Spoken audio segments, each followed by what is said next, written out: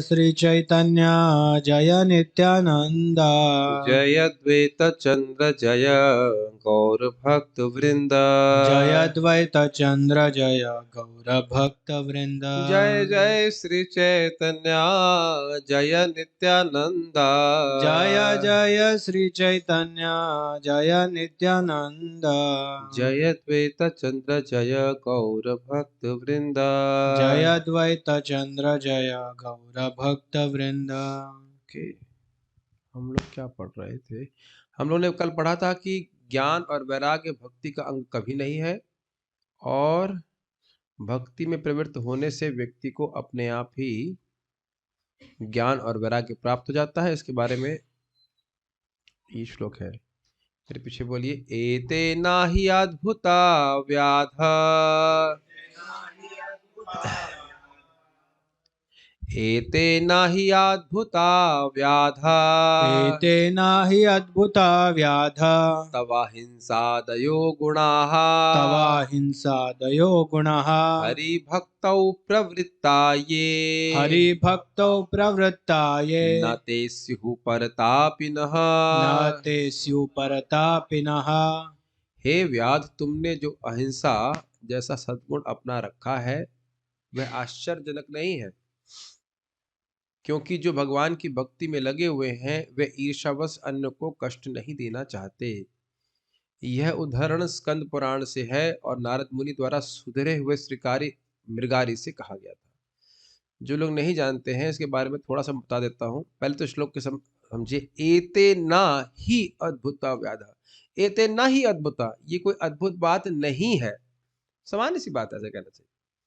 किसको कह रहे हैं? व्याध, मतलब हे शिकारी, तो कोई अद्भुत बात नहीं है। क्या अद्भुत बात नहीं है? तव अहिंसादया गुण, तुम्हारे जो अहिंसा आदि अच्छे गुण हैं जो तुम्हें प्रकाशित हो रहे हैं, ये कोई विशेष बात नहीं है, होता ही है भक्ति करके। क्यों ऐसा?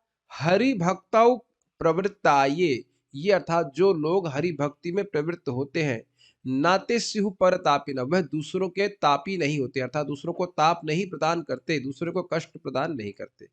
अब ये क्यों होता है तो जानते ही हैं आप लोग। यस्यास्ति भक्तिर् भगवती किंचनः सर्वैर गुणाः तत्र समासते सुरा, जो भगवान की शुद्ध भक्ति करता है, उसका अभ्यास करता है, तो उस भक्ति के प्रभाव से सारे सद्गुण उसके हृदय में आने लगते हैं, क्योंकि भगवान और सभी देवता अपने सद्गुणों के संग उस भक्त के हृदय में निवास करने लगते हैं।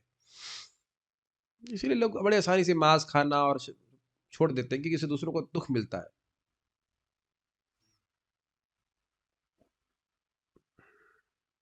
ठीक है, तो हम आगे बढ़ते हैं। तो ये क्यों श्लोक कोट किया गया है कि भाई देखिए, एक मृगारी नाम का शिकारी था जो जानवरों को आधा मार करके छोड़ देता।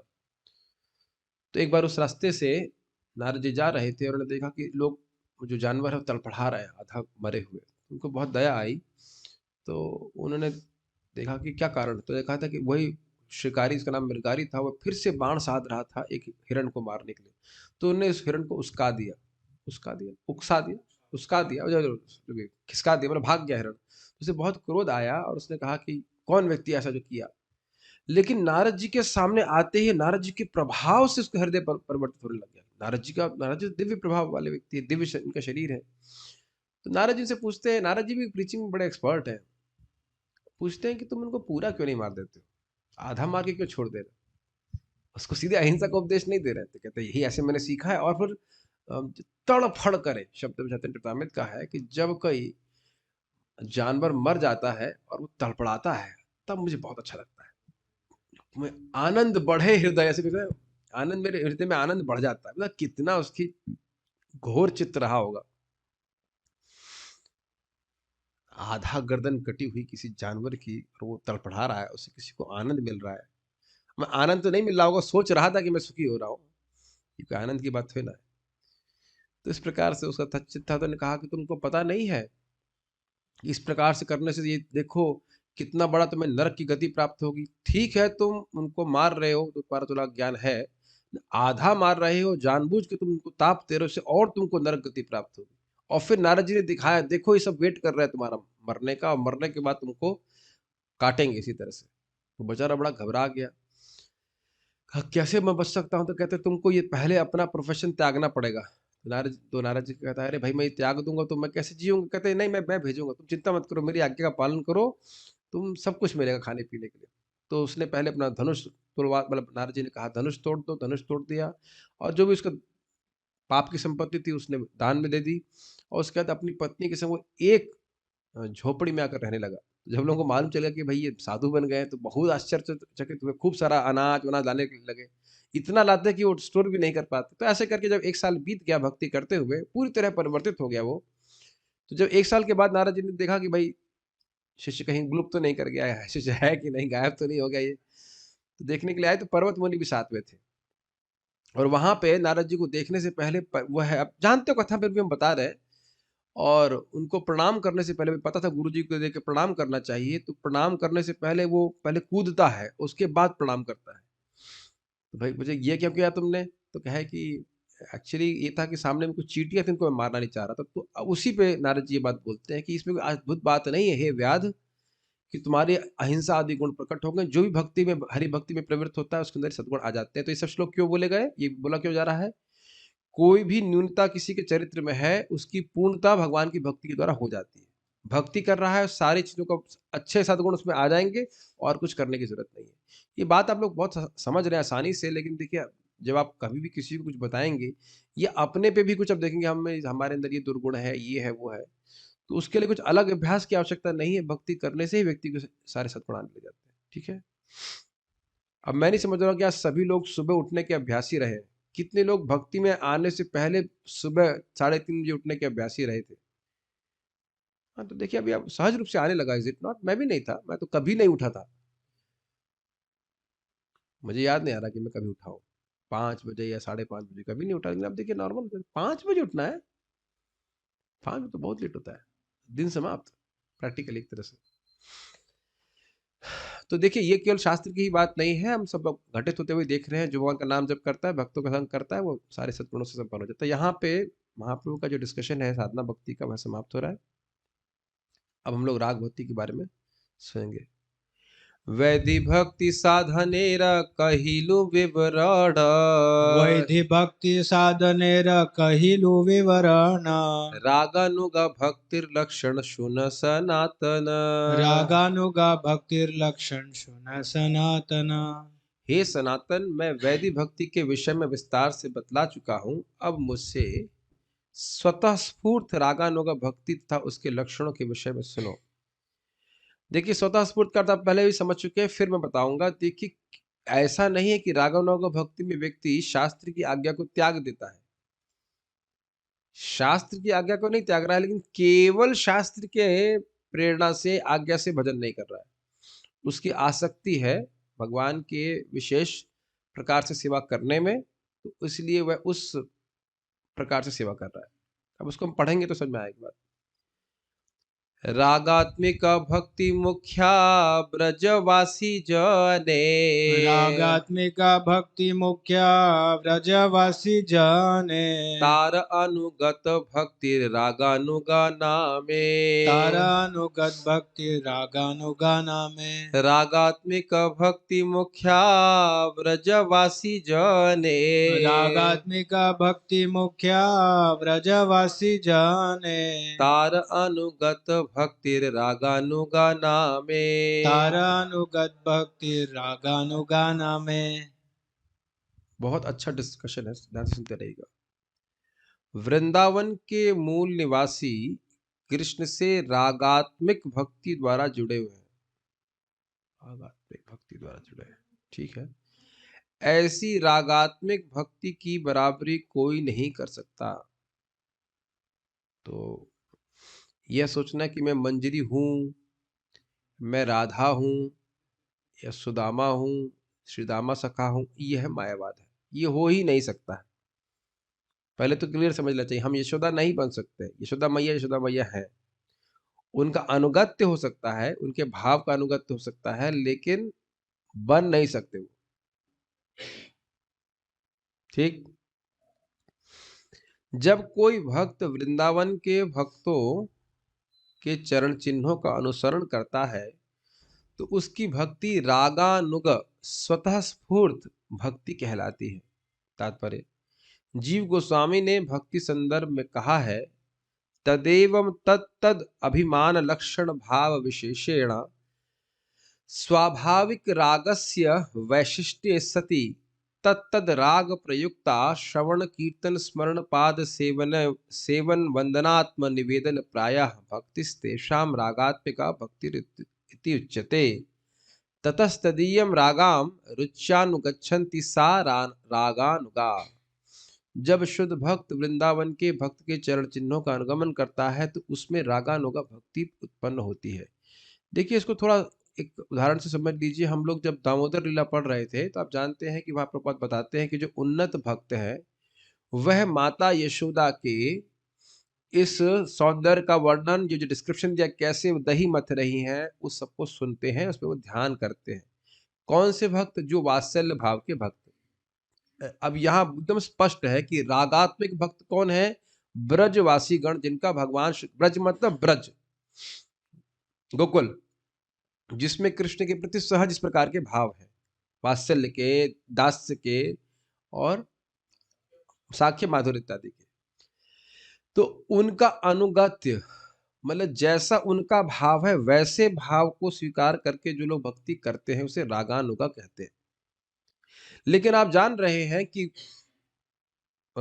अगर मान लिया जाए कि यशोदा मैया के बारे में उनको उनका अनुगत्य स्वीकार करना है, तो ऐसा नहीं कि वो सोच रहे हैं कुछ केवल, और उसका शास्त्र कोई आधार नहीं है।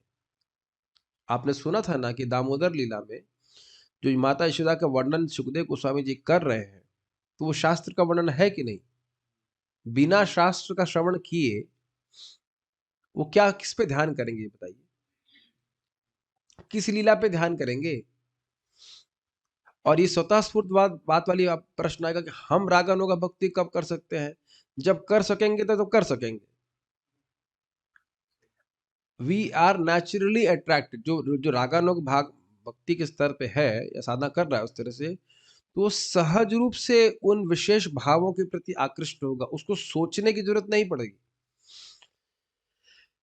क्या हम सोचते हैं अभी कि हमें खाना पीना अच्छा लगता है? वो सहज रूप से अच्छा लगता है कि नहीं? मैं थोड़ा ठहर रहा हूँ यहाँ पे इस बात को कि समझ में आ रहा है ना, इंजेक्शन नहीं लगा जाता है रागानुगा भक्ति का। महाराज जी बोल रहे हैं कल से अब आप लोग, हम लोग, चलो अब बहुत होगी साधन भक्ति, कल से सब लोग रागानुगा भक्ति करेंगे, ऐसा तो ना होता है। हाँ, जूम रागानुगा जूम एसोसिएशन, ऐसा नहीं होता है।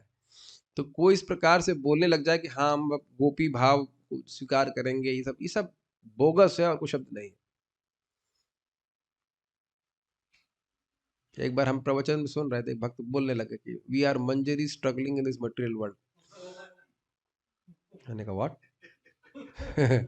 फिर मैंने भक्ति बृहद भागवत महाराज से पूछा, महाराज ये कैसे बोल रहे थे?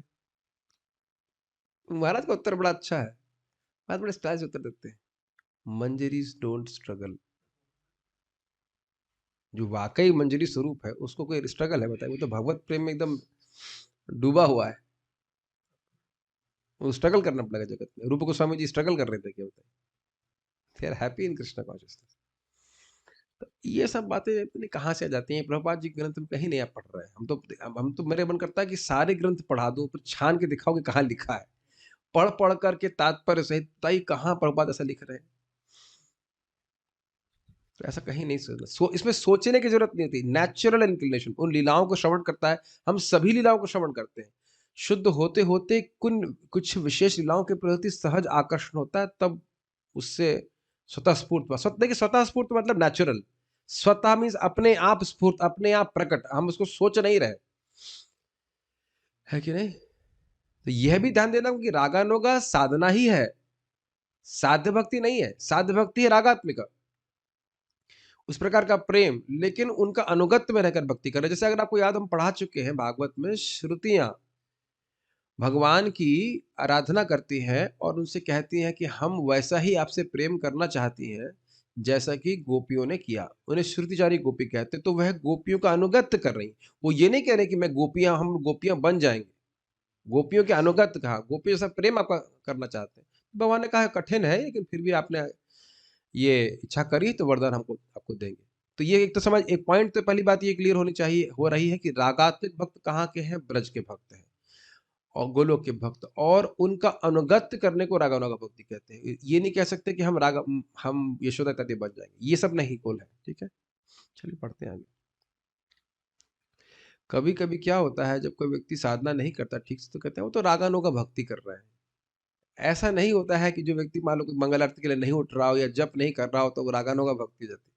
वो तो खैर कटाक्ष किया जा रहा है, लेकिन ये कोई रागानुगा का मतलब ये नहीं है कि शास्त्र का नियम छोड़ कर ही कर रहा है, लेकिन केवल शास्त्र के नियम से नहीं कर रहा है। अगला श्लोक देखिए। इष्टे स्वारसिकी रागः इष्टे स्वारसिकी रागः परमाविष्टता भवेत् परमाविष्टता भवेत् तन्मय्या भवेद् भक्तिः तन्मय्या भवेत् भक्तिः सात्रा रागात्मिकोदिता। सात्र रागात्मिकोदिता। जब भक्त पूर्ण पुरुषोत्तम भगवान में अनुरक्त हो जाता है, तब उसकी प्रेम करने की सहज प्रवृत्ति भगवान के चिंतन में पूर्ण रूप से निमग्न हो जाती है। यह दिव्य अनुराग कहलाता है, और इस अनुराग के अनुसार की गई भक्ति रागात्मिक भक्ति अथवा स्वतः स्फूर्त भक्तिमय सेवा कहलाती है। यह श्लोक भक्ति समय सिंधु में आया है। तो ये रागात्मिक भक्ति की डेफिनेशन है। क्या क्या समझ में आया भाई? पहली चीज देख ले, इष्टे स्वारासकी रागः, अपने रस के अनुसार इष्टे में, इष्टे मतलब भगवान में, राग यानी आसक्ति होना, और उसके कारण परमावष्टता भवेत, उससे परम आवेश हो जाता है, भगवान की सेवा में आवेश होता है। ये पहली लाइन समझ में आई है। भगवान में, इष्ट मतलब भगवान, तो भगवान में अपने रस के अनुसार आसक्ति, यानी वात्सल्य रस, साख्य रस इत्यादि के अनुसार व्यक्ति की जब आसक्ति होती है, तो अब भगवान में परम आवेश हो जाता है। आवेश का मतलब बस मन में वही भगवान छाए रहते हैं।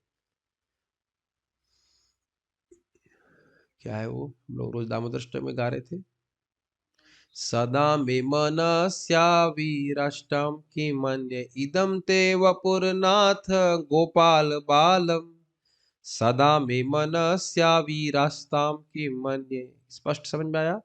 तो यानी देख सकते हैं कि सत्यव्रत मुनि की आसक्ति किस रूप में है? भगवान कृष्ण के बाल गोपाल रूप में। इस स्लाइड को ऑन कर सकते हैं क्या? इष्ट में स्वारस की राग, ये समझ में आ रहा है? राग मतलब होता है गाढ़ आसक्ति, सहज आसक्ति, गाढ़ आसक्ति, और स्वारस की मतलब अपने रस के अनुसार। अपने रस के अनुसार भी समझ में आ गया कि कुछ आप लोग हाँ भी नहीं बोल रहे, ना भी नहीं बोल रहे, स्वरस नहीं समझ में आ रहा है। ये नहीं है कि कोई व्यक्ति वात्सल्य भाव का है और कहेगा नहीं अच्छा ये गोपी जो है ना, गोपियों वाला प्रेम ज्यादा अच्छा है तो वो ऐसा करे। नहीं, जिसका वात्सल्य भाव है उसको वात्सल्य भाव के द्वारा ही भगवान में आ सकती होगी। हाँ, वो सब अपने आप प्रकट होगा, लेकिन डेफिनेशन हो रही क्या होता है। और परम आविष्टता समझ रहे हैं? आविष्ट होना सही समझ रहे हैं, एब्जॉर्ब होना।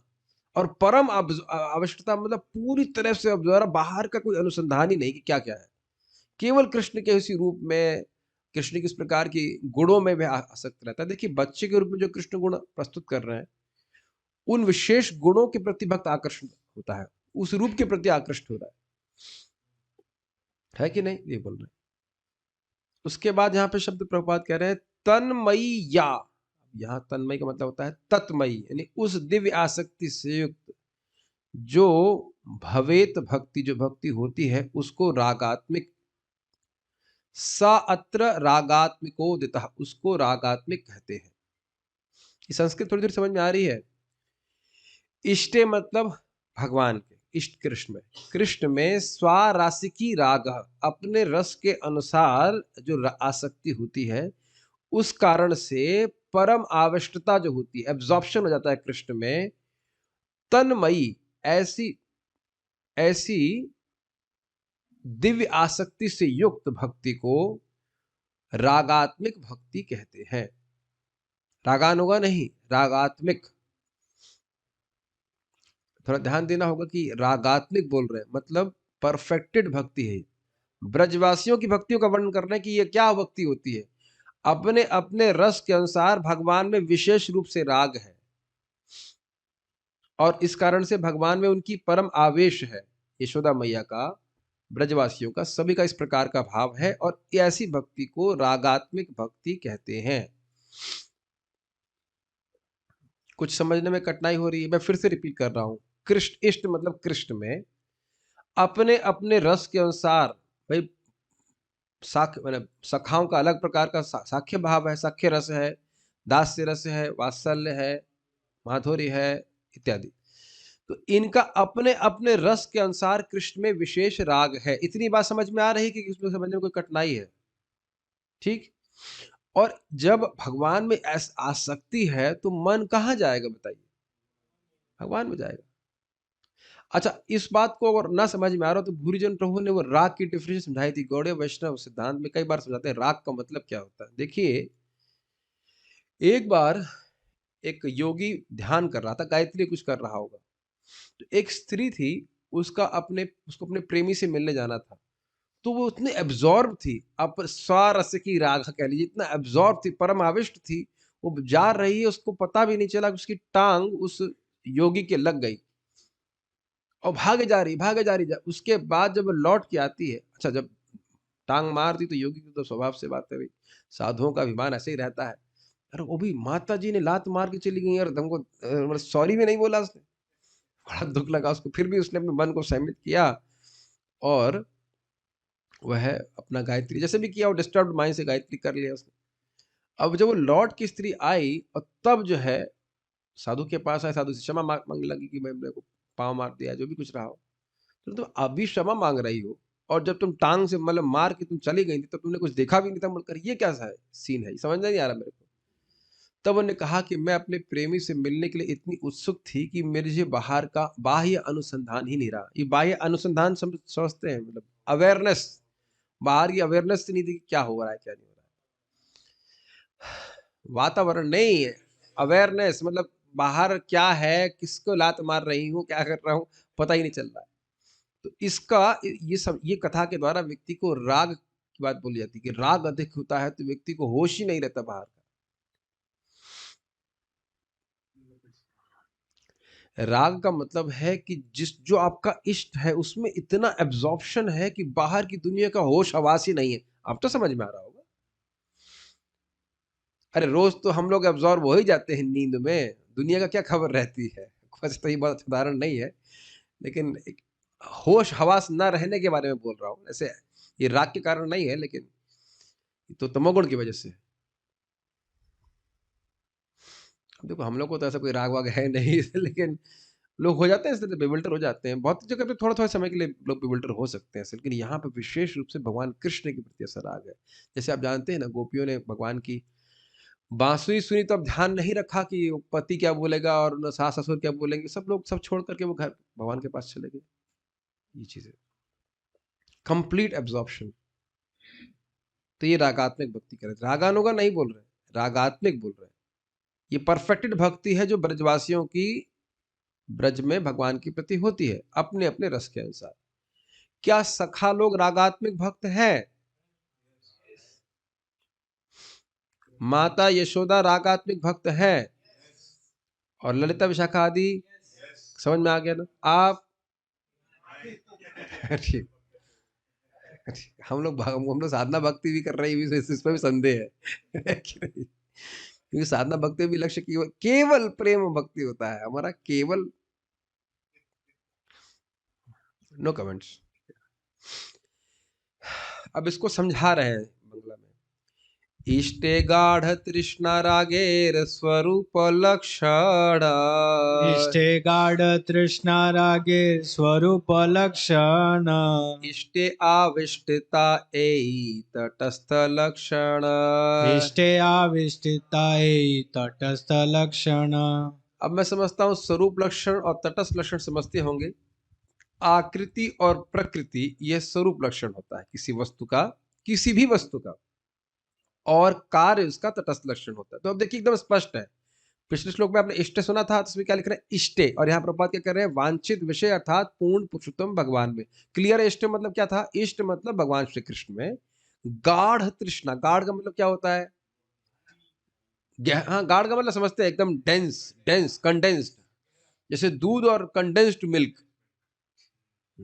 ऐसे एग्जाम्पल आप दिया करिए, ठीक है? कंडेंस्ड मिल्क, तो कंडेंस्ड मिल्क और दूध में अंतर हो गया ना, एकदम गाढ़ तृष्णा। अच्छा, तृष्णा का मतलब समझते हैं? तृष्णा क्या क्या है ना? प्रगाढ़ आसक्ति, प्रपात कर रहे हैं। तो ये राग का स्वरूप लक्षण है। स्वरूप मतलब इसकी प्रकृति, आकृति कैसी है भाई? एकदम अत्यधिक आकर्ष आसक्ति है अपने विषय भगवान श्री कृष्ण में। और इस आसक्ति का कार्य क्या हो गया? इष्टे आविष्टता एई तटस्थ लक्षण। इस राग का कार्य क्या है? कि भगवान के अलावा अब चित्त कहीं नहीं जा रहा है, बस भगवान में ही जा रहा है। आविष्टता समझ रहे हैं? आवेशित होने का गुण, भगवान में ही मति जा रही है, भगवान में ही मन जा रहा है, और उसी तरह से जा रहा है कि इदम ते वपुरनाथ गोपाल बालम, बस वो गोपाल बाल रूप में जा रहा है। और सखा लोग जो है वो सखा रूप में देख रहे हैं, इस इत्यादि। या मान लीजिए गोपियां हैं तो वह प्रेमी के रूप में ही देख रही हैं, कृष्ण वही है, लेकिन वो एक विशेष रूप प्रकार के रूप के प्रति आसक्ति हो रही है। कुछ कठिन लग रहा है समझने में? तो मेरे ख्याल से कठिनाई नहीं होगी। स्वरूप लक्षण क्या है? आसक्ति, अत्यधिक आसक्ति, प्रगाढ़ आसक्ति। और उसका कार्य क्या है?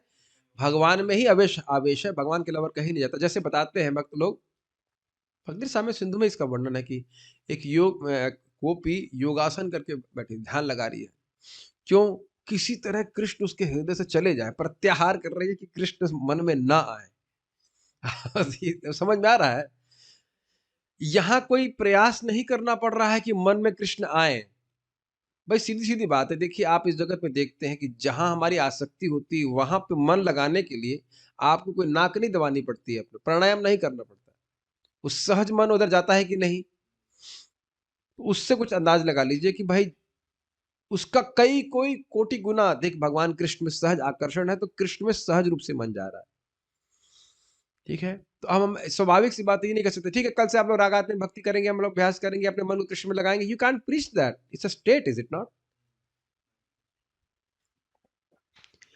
रागात्मिक प्रेम का मूल लक्षण है पूर्ण पुरुषोत्तम भगवान के प्रति प्रगाढ़ अनुराग, भगवान में तल्लीनता तटस्थ लक्षण है। दोनों बातें समझ में आ गई?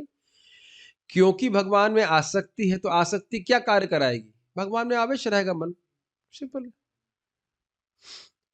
रागमयी भक्तिर्हय रागात्मिक नाम, रागमयी भक्तिर्हय रागात्मिका नाम, ताहा शुनि लुब्ध होय कोनो भाग्यवान। ताहा शुनि लुब्ध होय कोन भाग्यवान। रागमयी भक्तिर्हय रागात्मिका नाम, रागमयी भक्तिर्हय रागात्मिका नाम, ताहा शुनि लुब्ध होय कौन भाग्यवान। ताहा शुनि लुब्ध होय कोन भाग्यवान। रागमयी भक्ति का नाम, रागमयी भक्ति जो होती है उसको उसका रागात्मिक नाम होता है।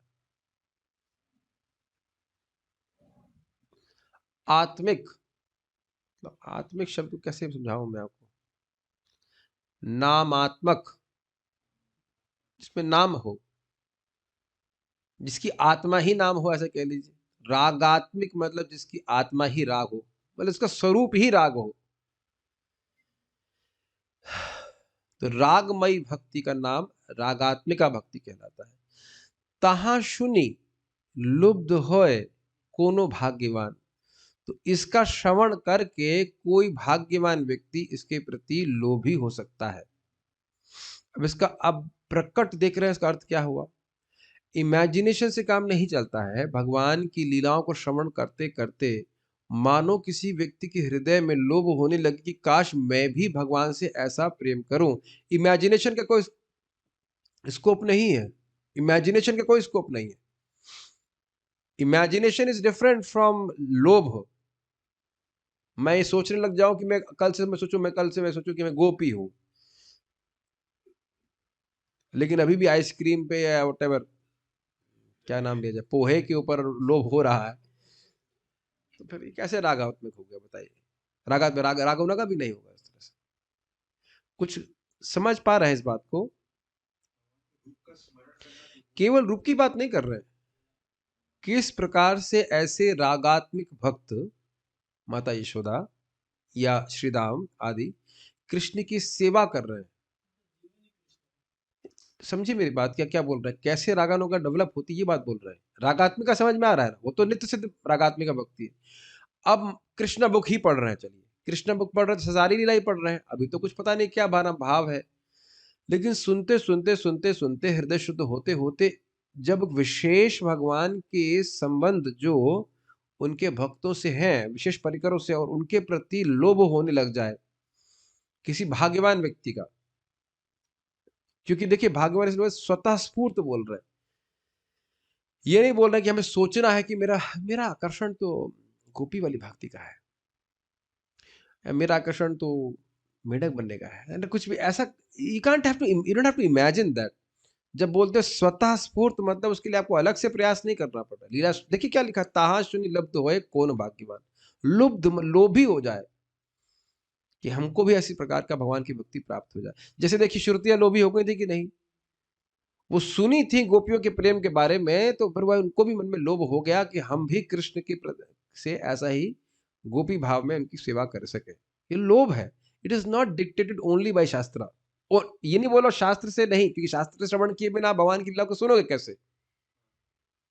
ऐसा नहीं कि हम सोचने लग जाएंगे हाँ भगवान ने कैसे लीला करी है गोपियों की, ऐसा नहीं बोला जा रहा है।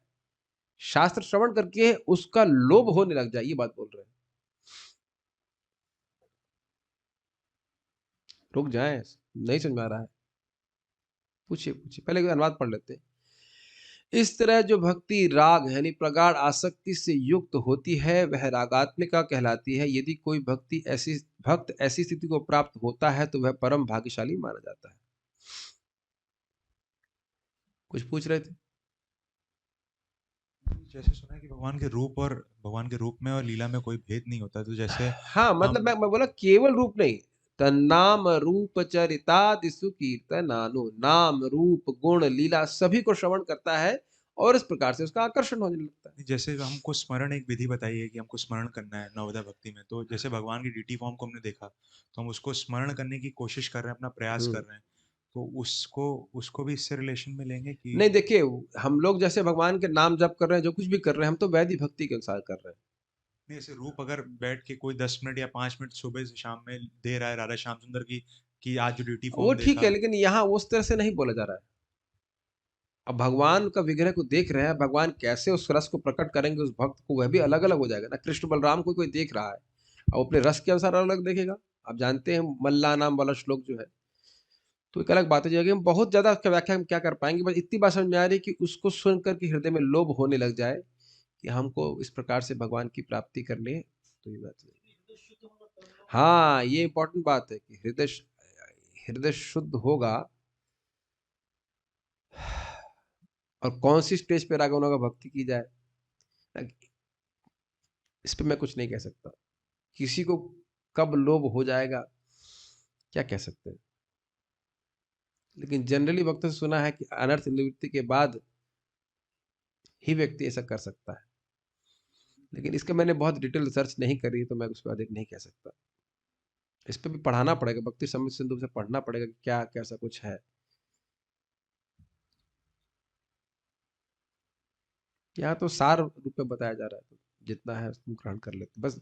महाभाग्यवान देखिए, ग्रहण तो वहीं से करना पड़ेगा कि क्या क्या है, नित्य सिद्ध कृष्ण प्रेम साधु को बुनोय श्रवण आदि शुद्ध चित्त कौरव उदय। तो आपने यहाँ भी सुना कि वह भगवान की लीलाओं का श्रवण कर रहा है, इन लीलाओं का, भगवान के से प्रेम में संबंधों का। तो क्या सुनने से शुद्धिकरण नहीं होगा? शुद्धिकरण होगा, और उस शुद्धिकरण के प्रभाव से कदाचित उसमें लोभ उत्पन्न हो गया, तो फिर वह रागानुगा भक्ति को ही स्वीकार करेगा। रागानुगा भक्ति भी सिद्ध भक्त साध्य भक्ति नहीं है, साधन कर रहा है, लेकिन साधन का स्टाइल थोड़ा चेंज हो गया। साधन का स्टाइल क्या चेंज हो गया है? केवल शास्त्राज्ञा से नहीं, लोभ से प्रेरित होकर के भक्ति कर रहा है।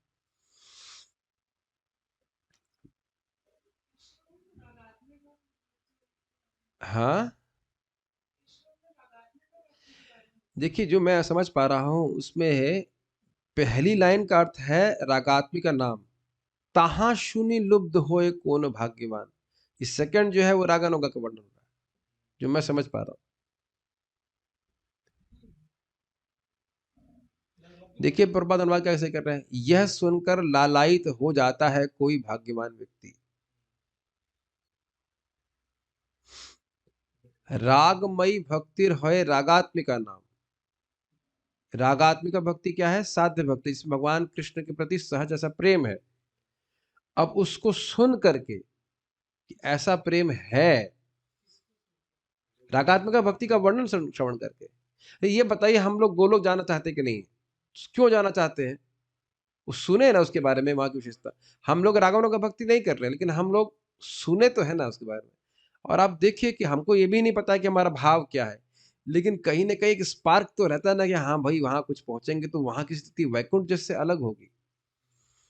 Are you able to follow this? हमारा हृदय शुद्ध भी नहीं है, इसमें तो कोई डाउट नहीं, लेकिन वैकुंठ जाने की लालसा नहीं है। बड़ा अजीब सी स्थिति है हमारी, इज इट नॉट? वैकुंठ जाने की लालसा नहीं है। शक्ल देखिए अपनी। है स्वाभाविक सी बात है। और आचार्यों ने बोला भी है कि वैकुंठ जाने की लालसा के बजाय व्यक्ति को क्या है, वो लक्ष्मीपति करके श्लोक है ना, लक्ष्मीपति नारायण के प्रति आसक्ति भी मत जागृत करो। क्या नाम उनका? शिला रघुनाथ दास गोस्वामी जी मानस शिक्षा में बोलते हैं ना, श्लोक में भूल रहा हूँ, जिसको आकर्षण है वो करे वैदिक भक्ति, कौन दिक्कत है इसमें? लेकिन उनका इंस्ट्रक्शन है कि ब्रजे राधा कृष्णा प्रचुर परिचर्या किल कुरु। हम लोग उस स्तर पे नहीं, मैं खाली बोल रहा हूं कि ये इंस्ट्रक्शन दिया जरूर गया है।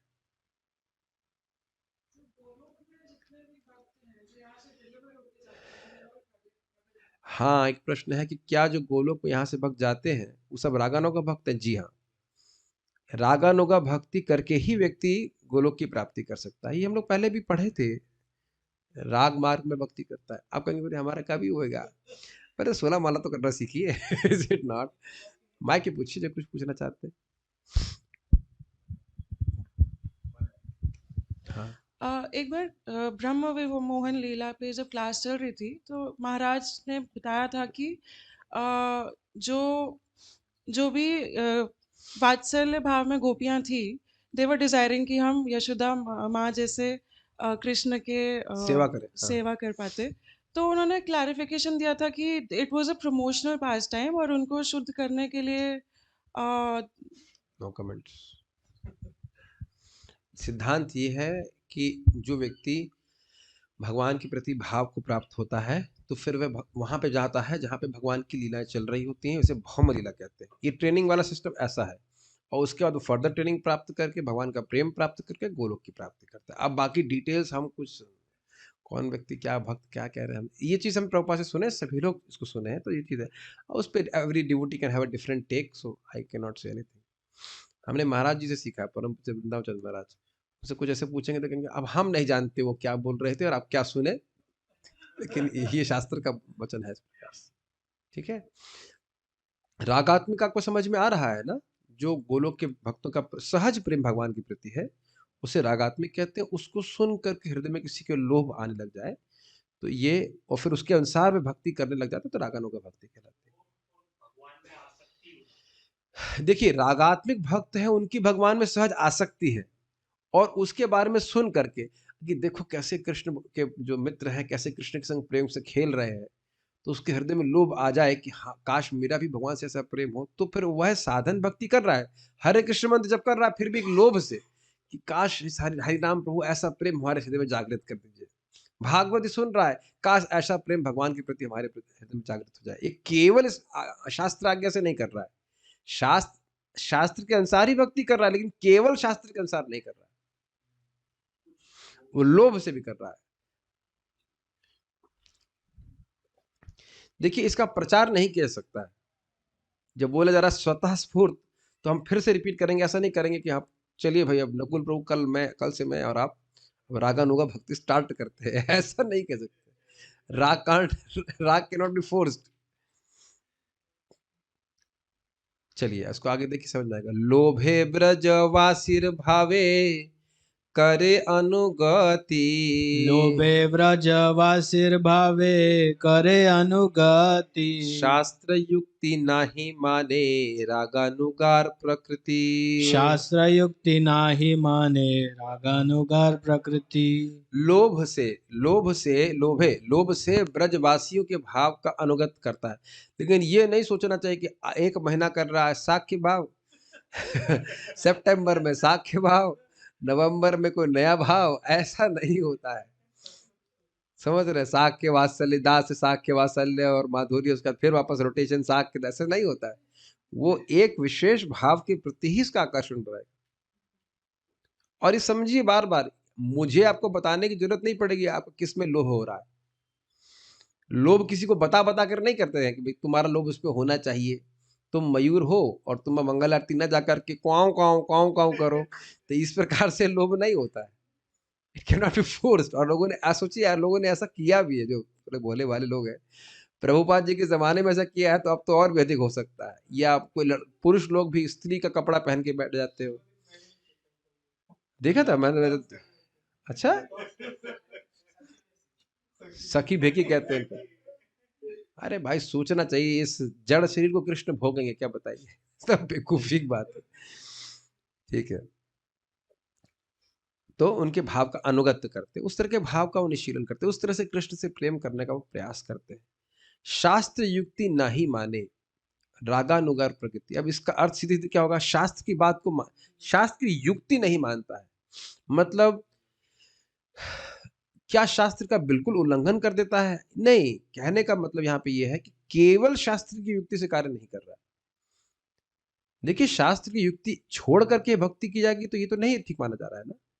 केवल शास्त्र की युक्ति से नहीं बोला जा रहा है। अगर आप सुना हो, याद हो इस बात को कि भगवान का ही, हरि का स्मरण करना चाहिए, श्रवण करना चाहिए, कीर्तन करना चाहिए, यदि अभय की इच्छा हो। तो शास्त्र की युक्ति है ना कि यदि अभय चाहते हो तो भगवान का श्रवण कीर्तन स्मरण करो। तो इस प्रकार की युक्ति मात्र से मैं भजन नहीं कर रहा है, वो लोभ से भजन कर रहा है। मैं फिर से रिपीट करूंगा, भागवत को छोड़ करके नहीं भक्ति कर रहा है। कृष्ण का स्मरण करेगा तो ऐसे स्वतःस्फूर्त कृष्ण का स्मरण नहीं होने लगेगा। जो भी लीला स्मरण करेगा या कीर्तन करेगा, जो कुछ भी कर रहा है, वह तो शास्त्र श्रवण के द्वारा ही होगा ना, लेकिन केवल शास्त्र की युक्ति से नहीं हो रहा। ठीक है, ये रागोनग की प्रकृति होती है। यदि कोई व्यक्ति ऐसी दिव्य चेतना के वशीभूत होकर वृंदावन वासियों के चरण चिन्हों का अनुसरण करता है, तो वह शास्त्रों के आदेशों या तर्कों की परवाह नहीं करता। यही राग का मार्ग है। इस पे एक बार वृंदावन परम पूज्य वृंदावन चंद्र महाराज क्लास दे रहे थे यहाँ पे PIH में। एक भक्त ने पूछा कि प्रभु जी, महाराज जी, क्या इस्कॉन में रागानुगा भक्ति हो सकती है?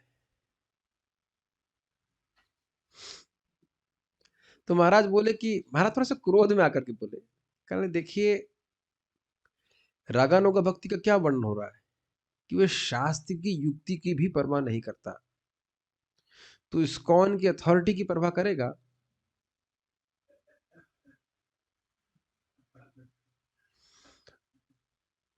मान ली, सोचना है ना, मान ली टेम्पल प्रेसिडेंट कह रहा है कि तुम अब ये भक्ति मत करो या इस तरह से। पहली बात तो ये बाहर से दिखाई नहीं जाती है, पहली बात तो समझ लेना चाहिए। लेकिन मान लो कोई कहे टेम्पल, मेरे टेम्पल प्रेसिडेंट कह रहे हैं कृष्ण से प्रेम मत करो, ऐसे मैं खाली बात बोल रहा हूँ, कोई बोलता तो है ना टेम्पल प्रेसिडेंट। मान लो कोई टेम्पल प्रेसिडेंट कह रहे तुम भगवान से प्रेम मत करो, तो उनकी बात मानने वाला है वो? आपको या हमको किसी चीज का लोभ होता है, हम किसी की बात मानते हैं? तो जब कह रहे हैं शास्त्र की ही बात नहीं मान रहा मतलब केवल शास्त्र की विधि के अनुसार नहीं चल रहा है, तो और किसी की बात मानने वाला है? यानी कहने का अर्थ है इस्कॉन में रागानुगा भक्ति कर सकते हैं, जिसका अधिकार होगा। ये कोई क्या कहते हैं, संस्थागत बात नहीं है रागानुगा भक्ति। Make sense? तो कोई कहे कि इस्कॉन में रागानुगा भक्ति नहीं की करवाई जा रही है, ये गलत बात है। संस्थागत नहीं है रागानुगा भक्ति, यानी समझ रहे इसका अर्थ? कोई कहे कि हमारी इस्कॉन छोड़ करके हमारी ऑर्गेनाइजेशन में आ जाओ, हम तुमको रागानुगा भक्ति कराएंगे, तो यह बहुत बड़ा धोखा है। कोई कहे कि इस्कॉन में नहीं कराई जा रही है और हम करा रहे हैं, तो ये रागानुगा भक्ति के डेफिनेशन के गलत है। ये लोग बहुत भ्रमित होते हैं, ये मुझे, मैं पहले भी बोल चुका हूँ, माता जी प्रश्न करी 3 महीने के बाद, 3 महीने हुआ इस्कॉन ज्वाइन हुए, कि दूसरे व्यक्ति बोले कि भाई आप इसको बहुत समय हो गया आपको, अब तक राघवानुगा भक्ति के बारे में नहीं बताया आपको, 3 महीना बहुत हो गया। मैंने कहा, अच्छा। और उनको कहते हमारे आप हमारे संस्था में आ जाओ, हमारे मठ में आ जाओ, आपको राघवानुगा भक्ति कराएंगे। तभी फिर मैंने महाराज से पूछा तो महाराज बोले कि भाई राघवानुगा भक्ति का इंजेक्शन नहीं लगता है, तो आप उसको संस्था में मत फंसाइए बात को। इस्कॉन में क्यों नहीं, आपको आप क्या जानो कौन व्यक्ति क्या कर रहा है बताइए। और ये देखिएगा कि जो इस प्रकार के भक्त है वो बाह्य रूप से बिल्कुल साधारण भक्त की तरह ही कार्य करेंगे। ये सब बातें अंदर की होती है। समझ लीजिएगा कि प्रेम, यहाँ पे बात आ रही तो मैं बोल दे रहा हूँ, प्रेम एक दीपक की तरह होता है। तो प्रेम जब जैसे दीपक को बाहर लेके जाएंगे तो उसकी लौ कम हो जाएगी या बुझ जाएगी, है कि नहीं। तो जो वाकई भगवान के प्रेमी हैं वो ऐसे एडवर्टाइज नहीं करते टेलीग्राम व्हाट्सएप इस पे मतलब वट फेसबुक पे कि हमारा भगवान से इस रस में प्रेम हो गया है, हम लोग आज से राघवानुगा को भक्ति करना शुरू कर दिए हैं, ये सब हमने टेलीग्राम ग्रुप बनाते हैं, राघवानुगा कोर ग्रुप, राघवानुगा ग्रुप, ये सब नहीं चलता है। You can't preach about it, ठीक है। तात्पर्य, श्रीला भक्ति सिद्धांत सरस्वती ठाकुर कहते हैं कि भक्त तो वृंदावन वासियों, ग्वालों, महाराज नंद, माता यशोदा, राधा रानी, गोपियों तथा गौवों बछड़ों की सेवा से आकृष्ट होता है। देखिए गौवों की सेवा से भी आकृष्ट हो सकता है, ये तो काफी इंटरेस्टिंग है। उन्नत भक्त भगवान के नित्य सेवक द्वारा की गई सेवा से आकृष्ट होता है। अभी क्लियर हो गया कि नहीं, किसी से आकृष्ट, कैसे ये प्रेम कर रहे हैं भगवान से, मेन बात ये है। यह आकर्षण स्वतः स्फूर्त आकर्षण कहलाता है। एकदम एकदम एकदम क्लियर हो गया कि भाई हम भक्ति करते रहें, नाम जप करते रहें और भगवान की लीलाओं को श्रवण करते रहें, आपको अच्छे लगने लग जाएंगे। जैसे मान लीजिए कोई कहे कि अर्जुन कितना प्रेम कर रहे हैं भगवान से, युधिष्ठिर महाराज कैसा प्रेम है। वैसे खैर उसको उनको रागात्मक नहीं कहा जा रहा है। मैंने महाराज से पूछा कि महाराज ये क्या है, वैकुंठ का भाव है और इधर इनका ब्रजवासियों का भाव है, तो इनका भाव कौन से, कहते कहीं कहीं बीच, ये यहीं कहीं बीच में है। टेक्निकली स्पीकिंग रागात्मक भाव मतलब ब्रज के भक्तों का भाव, लेकिन क्या युधिष्ठिर महाराज का प्रेम नहीं है, तो उनके प्रति भी आकर्षण किसी का हो सकता है। लेकिन यहाँ अगर टेक्निकली बात करी जाए रागात्मक भक्त मतलब ब्रज के भक्तों का, तो वहां के भक्त किस प्रकार से कृष्ण की सेवा कर रहे हैं उसके प्रति आकर्षण। और you can't really explain that. मान लीजिए कोई स्त्री शरीर में है और उसको आकर्षण हो रहा है कि ग्वाल बाल कितना कृष्ण संग आनंद ले रहे हैं, ये शरीर के ऊपर निर्भर नहीं करता है। शरीर नहीं, एक्चुअली उपाधि की बात करें, उपाधि पर निर्भर नहीं करता है कि अगर मान लीजिए कोई माता जी तो वो गोपी ही बनना चाहे, ऐसा नहीं कह सकते आप। यहाँ पे स्पष्ट लिखा है कि नहीं, and you can't explain it. देखिए लोभ को एक्सप्लेन नहीं किया जाता है। लोभ एक्सप्लेन आपको अच्छा लग रहा है, अच्छा लग रहा है, अच्छा लग रहा है, अब बार बार अच्छा लग रहा है तो उधर ही बढ़ती जा रही मती, ये बात है। एटलीस्ट सिद्धांत पे और विज्ञान के रूप में समझना चाहिए। अच्छा, शास्त्रीय दृष्टि से इसे स्वरूप उपलब्धि कहते हैं। यह अवस्था प्रारंभ में प्राप्त नहीं हो पाती। प्रारंभ में शास्त्रों तथा गुरु द्वारा नियत विधानों के अनुसार दृढ़ता पूर्वक सेवा करनी होती है। ये बहुत इंपॉर्टेंट पॉइंट है।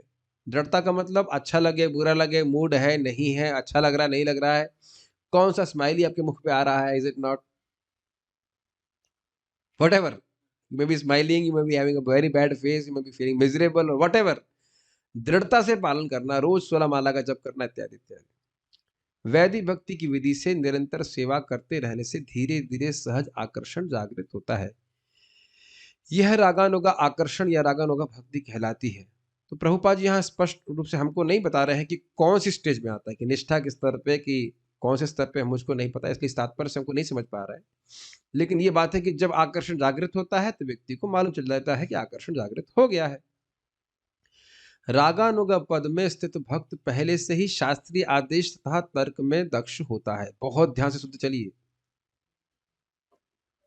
ये ध्यान दिया आपने इस बात पे। ऐसा नहीं कि रागानुगा पद पे स्थित है और शास्त्र का आदेश पता ही नहीं है। शास्त्र का आदेश खूब अच्छी तरह से दृढ़ता पूर्वक पालन किया है और उससे हृदय शुद्ध हुआ है, तो वो बातें भूल नहीं गया है कि नाम की महिमा क्या है इत्यादि इत्यादि। समझ रहे हैं, भगवान की महिमा क्या है, नाम की महिमा क्या, सब पता है, दिमाग में है अच्छे से। ये 1-2 दिन के भजन से नहीं हो जाता है, 3 महीने में नहीं मिलती रागानुगा भक्ति। लेकिन अब जब उसका भगवान के प्रति आकर्षण जागृत हो गया भक्ति करने से, तो वो केवल शास्त्र की बातों को सुन करके नहीं कर रहा है। देखिए, ऐसे आप लोग को अनुभव होगा कि इस नाम की महिमा के 2-4-5 लोग तो याद रहते ही होंगे, नहीं रहते? अहो बता सौ पचो तो कुछ भी याद नहीं रहता है, जयति जयति कुछ भी याद नहीं रहता है, रोज इतना बड़ा गंवाने के बाद भी याद नहीं रहता है। तो जब बिल्कुल मन जप में नहीं लग रहा है, तब क्या करते हैं? जयति जयति नामानंद रूपम मुरारी। तो चाहे रो रो के गाते हो, लेकिन याद करके नाम की महिमा और याद करके अपनी बुरी स्थिति व्यक्ति भजन करता है। लेकिन कभी कभी ऐसा भी तो होता है, ये राग नहीं बोल रहा मैं, खाली बोल रहा हूं, कभी कभी लगता है एकदम जब फ्लो करता है, तो उस दिन कुछ याद करने की जरूरत नहीं पड़ती कि नाम की महिमा क्या है। लेकिन भगवान और ये स्फूर्त स्वतः स्फूर्त था, आप उस पर कंट्रोल नहीं कर सकते कि कब भगवान के नाम में आकर्षण होगा।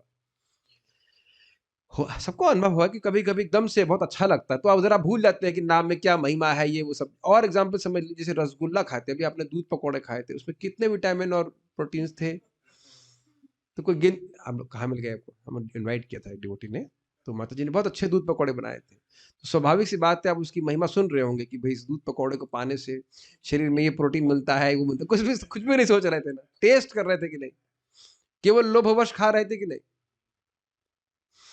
अब तो काफी क्लियर हो गया होगा। और ऐसे मान लीजिए व्यक्ति बीमार होता है, तो भाई टोमेटो सूप पीना चाहिए, तो सोचता है हाथ में विटामिन सी होता है, ये वो पीता है, तो वो भी लाभकारी है, लेकिन वह थोड़ा शास्त्र आदेश से पी रहा है। तो हम खाली बात ये कर रहे थे कि जब व्यक्ति रागानुगा पद पे स्थित है, तो ऐसा नहीं सोचना चाहिए कि शास्त्र का आदेश को पता नहीं है, खूब जम के उसका अभ्यास कर लिया उसने पहले, लेकिन अब वह केवल शास्त्र के आदेश से नहीं चल रहा है, लोभवश चल रहा है। ठीक है, जब वह कृष्ण से सनातन प्रेम करने के स्तर पर आ जाता है, तो ना तो तर्क ना ही शास्त्रीय प्रमाण उसे अपने पद से विचलित कर सकते हैं। उन्नत भक्त को भगवान के साथ अपने सनातन संबंध की अनुभूति हो जाती है, इसलिए वह अन्यों के तर्कों को नहीं मानता। ऐसे उन्नत भक्त को उन सहजियों से कुछ भी लेना देना नहीं होता जो मन गणन तरीका बनाकर अवैध संबंध, नशा, जुआ आदि में लिप्त होकर पाप करते हैं। भले ही वे मांसाहार न करें, मांसाहार करें या ना करें, होना चाहिए, भले ही वे मांसाहार करें या ना करें। दो बार या ना करें या ना करें, दो बार क्यों आया पता नहीं, वो ना करें, दो, भले ही वो मांसाहार ना करें। कभी कभी सहजीय लोग उन्नत भक्तों का अनुकरण करते हैं और शास्त्रीय नियमों से बचकर अपने मनमाने ढंग से रहते हैं। मनुष्य 6 गोस्वामियों श्री रूप, सनातन, रघुनाथ भट्ट, श्री जीव गोपाल भट्ट तथा रघुनाथ दास का अनुगमन किए बिना कृष्ण का प्रामाणिक रागानुगा भक्त नहीं बन सकता। इस संबंध में रुकिए रुकिए, से पहले आगे बढ़ जाए, पहली चीज समझनी होगी कि कहाँ थे हम लोग। हाँ, पहली बात तो भक्ति करने से हृदय शुद्ध होगा और इस प्रकार से धीरे धीरे करके भगवान के प्रति सहज आकर्षण डेवलप होगा, एक पॉइंट। दूसरा चीज है कि भक्त को यह अनुभूति स्वयं होती है, दूसरा उसको आकर के बांचने की उसे आवश्यकता नहीं कि हम आपको बताएं कि आपका संबंध ये है, दूसरा पॉइंट। तीसरा, सहजियों से कुछ भी संबंध नहीं है। सहजिया मतलब जो हर चीज को बहुत सहज ले लेते हैं। यहां तक कहते हैं कि अरे तुम गोपियों के प्रेम को समझना चाहते हो और बिना अवैध संग किए, भाई जब तक तुमको एक्स्ट्रा मैरिटल अफेयर के बारे में कुछ पता ही नहीं है, अनुभव ही नहीं है, तो तुम गोपियों के प्रेम के बारे में क्या समझोगे? ऐसे घृणित बातें करते हैं और ऐसे कार्य में लिप्त रहते हैं, और सीरियसली ऐसे लोग करते हैं इस प्रकार की बातें। ऐसे वो लोग खूब मतलब प्रेम प्रदर्शन करेंगे, फिर गला सूखेगा तो बीड़ी चाहिए।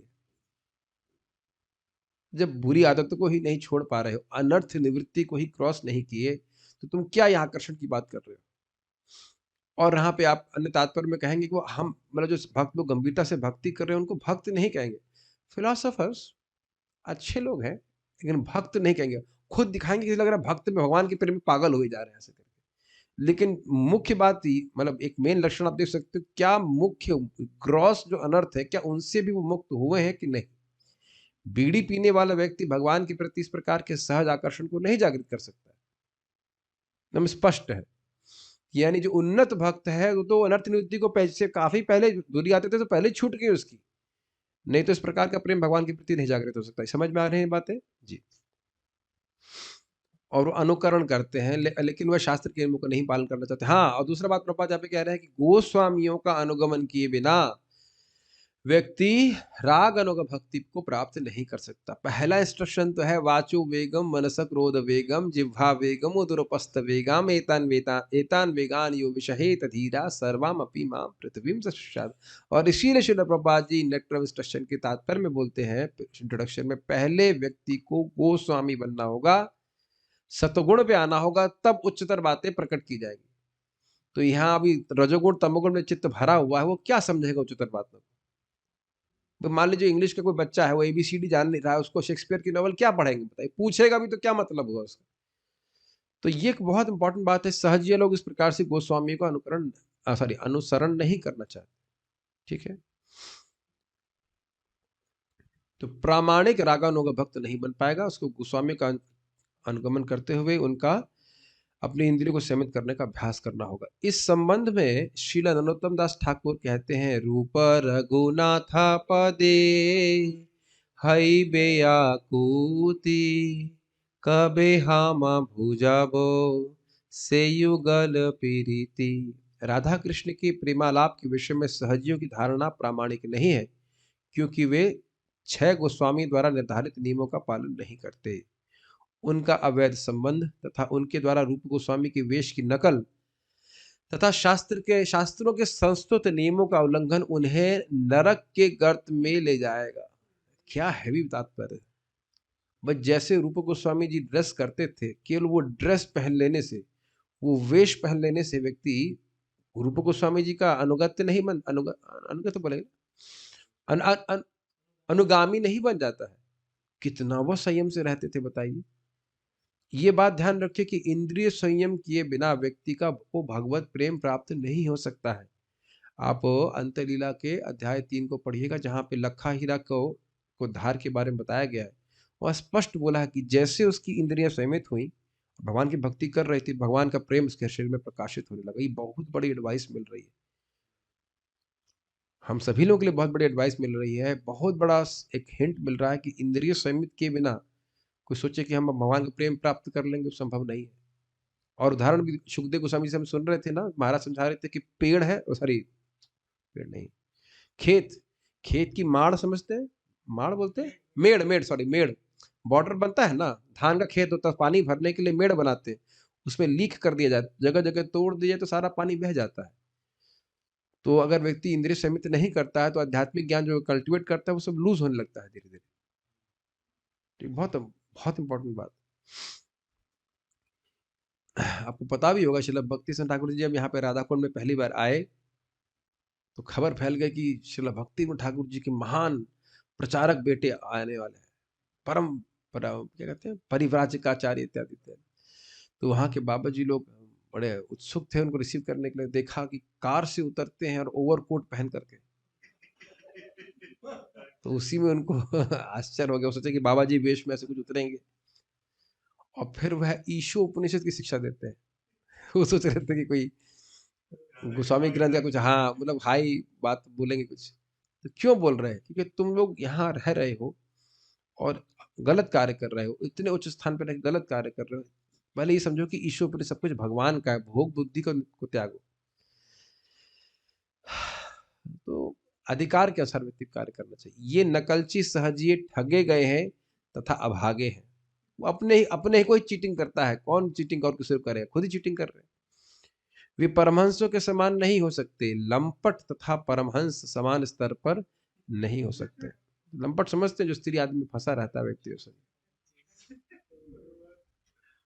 अब उसके बाद रागा अनुगा का वर्णन और हो रहा है संस्कृत में, उसको हम लोग कल सुनेंगे। आज जितना पढ़ा था उसको बार फिर से पढ़ लीजिएगा जब भी मौका मिले। कुछ प्रश्न है, माइक पे पूछिए, माइक दीजिए, माइक पे बोलिए। हाँ, हम भक्ति की महिमा में सुनते हैं कि कनिष्ठ अधिकारी के 3 आगे की और पीछे की पीढ़ियां पार हो जाती हैं। ऐसे तो वो जो पीढ़ियां पार हो जाती हैं, उन्होंने तो मतलब वैसे भक्ति नहीं करी होती, तो वो कौन से कहाँ जाते हैं, मतलब वैकुंठ जाते हैं?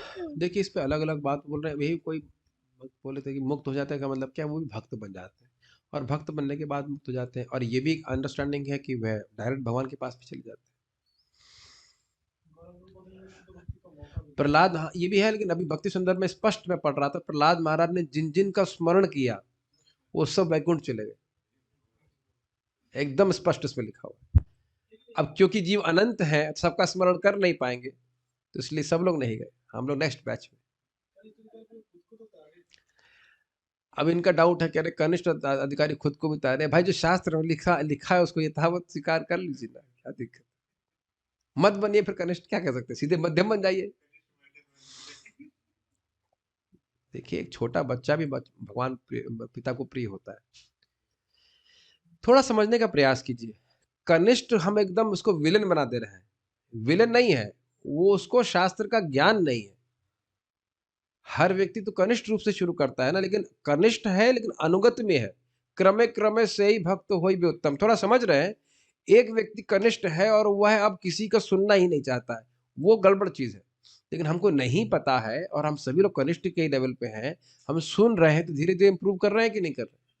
थोड़ा अंतर समझ रहे हैं। कनिष्ठ ने तो फिर अब विलन बना दिया, तो कनिष्ठ है ना, तो भक्ति से विचार नहीं। अरे भाई भगवान से तो, भगवान की तो आराधना कर रहा है ना। महाराज तो उसमें बोलते कब हम बनेंगे कनिष्ठ, महाराज बोलते कब हम कनिष्ठ बनेंगे। कहते कनिष्ठ का भी मन भगवान में जा रहा है, दुनिया में नहीं जा रहा है।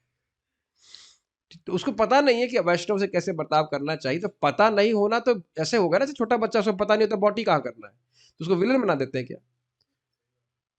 वो माँ के अनुगत्य में करते करते सीख जाता है कि कैसे कैसे करना है सारा कुछ। मेन बात है अनुगत्य। दिक्कत प्रभात क्या कहते हैं, प्राय कनिष्ठ भक्त जो कोई होगा वो सुनना नहीं चाहेगा शास्त्र की बात। अच्छा ये बात बताइए सिंपल सी, अगर मध्यम और कनिष्ठ की बात आ रही है, मध्यम में सुनते ना भगवान से प्रेम जागृत करने का प्रयास कर रहा है, भक्तों से मैत्री कर रहा है, कृपा करता है जो मासूम है, और द्वेषी लोगों से उपेक्षा करता है, तो ये कान में जाना तो चाहिए ना कि मध्यम अधिकार क्या होता है। तब तो सोचेगा हाँ अरे मैं झगड़ा कर रहा हूँ, मतलब मध्यम अधिकारी तो नहीं हूँ। तो शास्त्र सुनेगा ही नहीं तो स्टैंडर्ड कैसे मालूम चलेगा। तो शास्त्र सुनने से भी धीरे धीरे व्यक्ति प्रगति करता है, उसको एटलीस्ट प्रयास करता है, ठीक है। लेकिन यहाँ तो कहाँ रागनों की बात, तो कहाँ वैदिक भक्ति में आपने प्रश्न कर दिया। मजाक कर रहा हूँ। कहाँ हम लोग रागानों में पहुंच गए थे ऑलमोस्ट, अब फिर आप हमको वैदिक भक्ति में ले आए। नीचे ले आए, नीचे ले आए। नहीं नहीं, generally that's okay, no problem. तो हम लोग कुछ कुछ समझ रहे हैं रागानों की भक्ति के बारे में, ठीक है। Okay so we shall stop here. Shri Chaitanya Charitamrita की जय, श्री प्रभुपाद की जय, निताई गौर प्रेमानंद।